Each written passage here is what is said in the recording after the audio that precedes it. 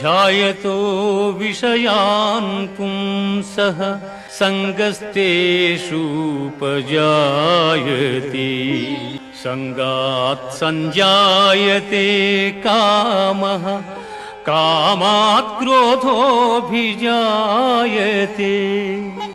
క్రోధాత్ భవతి సమ్మోహః సమ్మోహాత్ స్మృతివిభ్రమః స్మృతిభ్రంశాత్ బుద్ధినాశో బుద్ధినాశాత్ ప్రణశ్యతి బుద్ధినాశాత్ ప్రణశ్యతి.